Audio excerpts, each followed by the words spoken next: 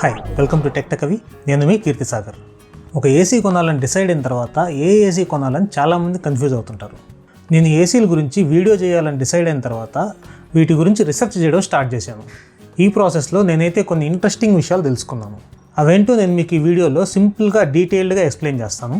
జనరల్గా ఎవరైనా సరే మనకు తెలిసిన వాళ్ళు కానీ లేదా ఫ్రెండ్స్ అండ్ ఫ్యామిలీ మెంబర్స్ నుంచి కానీ సలహాలు తీసుకుంటుంటారు. కానీ అందరికీ అన్ని ఏసీలు సెట్ అవ్వవు. మన అవసరాలకు తగిన ఏసీని అయితే మనం సెలెక్ట్ చేసుకోవాల్సి ఉంటుంది. ఏసీ తీసుకోవాలని డిసైడ్ అయిన తర్వాత ముందుగా మన మైండ్లోకి వచ్చేటివి రెండు విషయాలు. ఫస్ట్ ఎలక్ట్రిసిటీ ఎఫిషియన్సీ రేటింగ్, అంటే 3 స్టారా 4 స్టారా 5 స్టార్ ఏసీయా అని. నెక్స్ట్ వచ్చేసి కెపాసిటీ అనమాట, అంటే 1 టన్నా 1.5 టన్నా 2 టన్ ఏసీయా అని. ఫస్ట్ మనం కెపాసిటీ గురించి అయితే మాట్లాడుకుందాము. మరీ చిన్న రూమ్స్కి అయితే, అంటే 100 స్క్వేర్ ఫీట్ కంటే తక్కువ సైజు ఉన్న రూమ్స్ ఏవైనా సరే 1 టన్ ఏసీ ఓకే, కానీ అంతకంటే ఎక్కువ ఉంటే మాత్రం యూజువల్గా ఏ బెడ్రూమ్కి అయినా సరే 1.5 టన్ ఏసీ తీసుకోవడం బెటరు. ఎందుకంటే 1 టన్కి 1.5 టన్కి కొనేటప్పుడు కాస్ట్లో మాత్రమే డిఫరెన్స్ ఉంటుంది. చాలామంది పవర్ కన్సంప్షన్లో కూడా డిఫరెన్స్ ఉంటుంది అనుకుంటారు, కానీ అంతగేం ఉండదు. 1 టన్ ఏసీ లో కెపాసిటీ వల్ల రూమ్ని కూల్ చేయడానికి కంప్రెసర్ ఎక్కువసేపు తీసుకుంటుంది. అందుకని థర్మోస్టాట్ కూడా ఆటో షట్ ఆఫ్ అవ్వడానికి ఎక్కువసేపు తీసుకుంటుంది అనమాట. అంటే కంప్రెసర్ ఎక్కువసేపు రన్ అవుతుంటుంది. దీనివల్ల పవర్ కన్సంప్షన్ కూడా 1 టన్కి 1.5 టన్కి పెద్దగా డిఫరెన్స్ ఉండదు. అలాగే పెద్ద సైజ్ రూమ్స్కి, అంటే 200 స్క్వేర్ ఫీట్ కంటే పెద్దవైనటువంటి రూమ్స్కైనా లేదా ఎక్కువ ఏరియాను కవర్ చేయాల్సి వచ్చేటువంటి హాల్స్కైనా సరే 2 టన్ ఏసీ తీసేసుకోవడం బెస్ట్. ఇక ఎనర్జీ ఎఫిషియన్సీ విషయానికి వస్తే 5 స్టార్ ఏసీస్ అంటే తక్కువ పవర్ కన్సంప్షన్ అని మాత్రమే కాదు, బిల్డ్ క్వాలిటీ విషయంలో కూడా బెటర్గా ఉంటాయి. అంటే కాపర్ మోటార్ ప్రొవైడ్ చేస్తుంటారు, కాపర్ కండెన్సర్ ప్రొవైడ్ చేస్తారు. అలాగే బ్లూఫిన్ కోటింగ్ ఉంటుంది, అంటే యాంటీ కరోసివ్ కోటింగ్ అనమాట. ఇలాంటి ఫీచర్స్ ఎన్నో ఉంటాయి. వీటిలో కంపెనీని బట్టి కొన్ని ఫీచర్స్ మారుతుండొచ్చు. వీటిలో చాలా వరకు 3 స్టార్లో కూడా ఉండే అవకాశం ఉంది, కానీ కంపెనీస్ 3 స్టార్ ఏసీస్ విషయంలో కాస్ట్ తగ్గించుకోవడానికి వీటిలో ఏవో కొన్ని ఫీచర్స్లో అయితే కాంప్రమైజ్ అవుతుంటాయి. కానీ ఓవరాల్ బిల్డ్ క్వాలిటీ మాత్రం 3 స్టార్ ఏసీస్ కంటే 5 స్టార్ ఏసీస్ ఖచ్చితంగా బెటర్గా ఉంటాయి.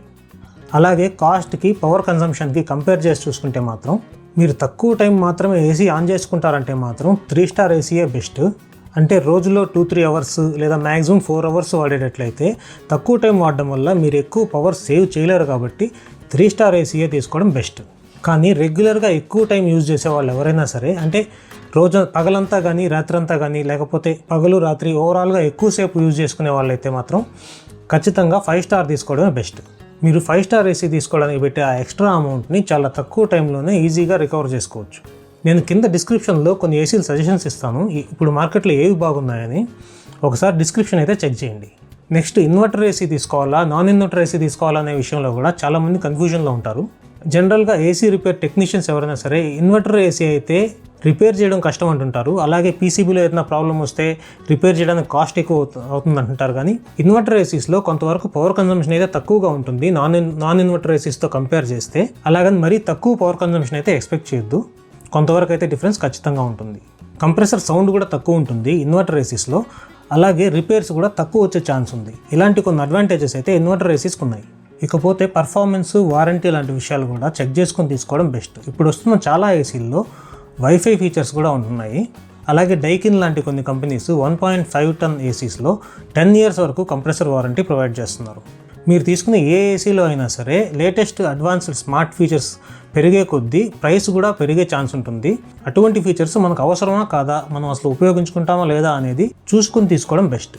మీరు తీసుకునే ఏసీ ఏదైనా సరే దాని వారంటీ పీరియడ్లో బెస్ట్ సర్వీస్ ఎక్స్పెక్ట్ చేస్తుంటే మాత్రం మీరుంటున్న ప్రాంతంలో ఆ ఏసీ బ్రాండ్కి సంబంధించిన సర్వీస్ బాగుందా లేదా అని ఎంక్వైరీ చేసి తీసుకోవడం బెస్ట్. ఒక ఏసీని సెలెక్ట్ చేసుకునేటప్పుడు ఒక బ్యాలెన్స్ని అయితే మెయింటైన్ చేయాల్సి ఉంటుంది. అంటే రూమ్ సైజ్ని బట్టి, పవర్ కన్సంప్షన్ని బట్టి, ఏసీ కెపాసిటీని బట్టి, నాయిస్ లెవెల్స్ని బట్టి ఇలాంటివన్నీ కన్సిడర్ చేసుకుని అయితే మనకు సూట్ అయ్యే ఒక ఏసీని సెలెక్ట్ చేసుకోవాల్సి ఉంటుంది. ఏసీ అనేది మన రూమ్ని కూల్ చేయడం వరకే కాకుండా మన బుర్రని హీట్ ఎక్కకుండా ఉండేటట్టు కూడా చూసుకోవాలి. నేను ఇందాక చెప్పినట్టు డిస్క్రిప్షన్లో కొన్ని ఏసీస్ అయితే కేటగిరీ వైజ్గా సజెస్ట్ చేస్తున్నాను, మీరు ఒకసారి చెక్ చేసి సెలెక్ట్ చేసుకోండి. రెగ్యులర్గా ఏసీస్ వాడుతున్న మన సబ్స్క్రైబర్స్కి, అలాగే కొత్తగా ఏసీలు కొనాలనుకుంటున్న వాళ్ళందరికీ కూడా ఈ వీడియో ఉపయోగపడుతుంది అనుకుంటున్నాను. ఈ వీడియో నచ్చినట్లయితే లైక్ చేయడం మర్చిపోవద్దు. అలాగే ఇలాంటి యూస్ఫుల్ కంటెంట్ కోసం మన ఛానల్ అయితే సబ్స్క్రైబ్ చేసుకొని ఫాలో అవుతుండండి. నెక్స్ట్ వీడియోలో మరొక ఇంట్రెస్టింగ్ టాపిక్తో కలుసుకుందాం. బాయ్.